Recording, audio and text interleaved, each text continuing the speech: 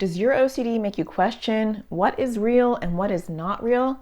We're going to talk all about it. Stay tuned. That's what's up next.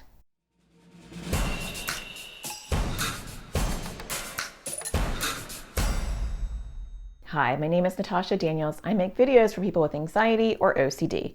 And today I want to talk about existential OCD in the area of feeling like things are not real. And this can also be an anxiety symptom. You can have depersonalization or derealization where you don't feel real or you're not sure if what you're seeing is real. But it can quickly move into the OCD world when you're doing compulsions, behaviors, or severe avoidance so you don't have those upsetting thoughts. And so when it becomes OCD, you might worry that the people that you love around you are not really the people you love. And so this can happen to people of all ages. I've seen this in my practice with little kids where they think that maybe their parent is a robot. Actually, my daughter had that theme when she was little, and her compulsions were to ask me questions and say, "What's your favorite color?" And I didn't realize that I was trying to pass a test because she wanted to make sure that I was her mom and not a robot.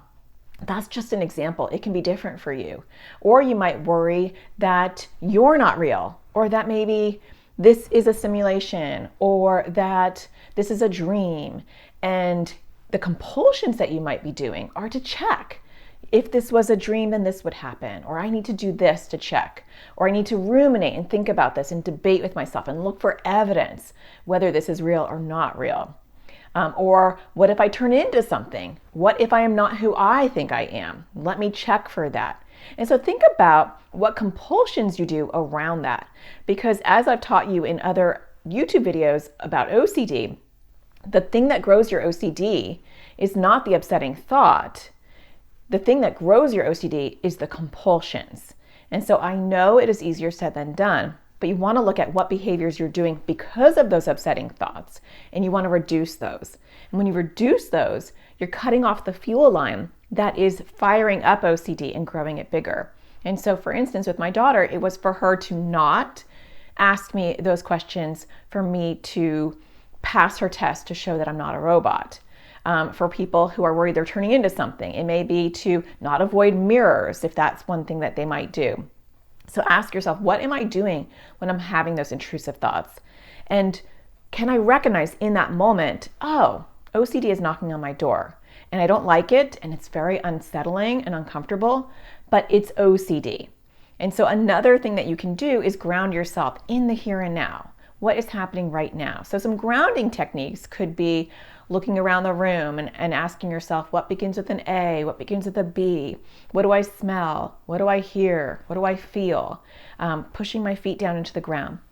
The thing to remember, though, is that anything that can be helpful can also be turned into a compulsion. So you don't want to think, okay, I'm having that upsetting thought again. Let me do all these grounding behaviors, and then my thought will go away.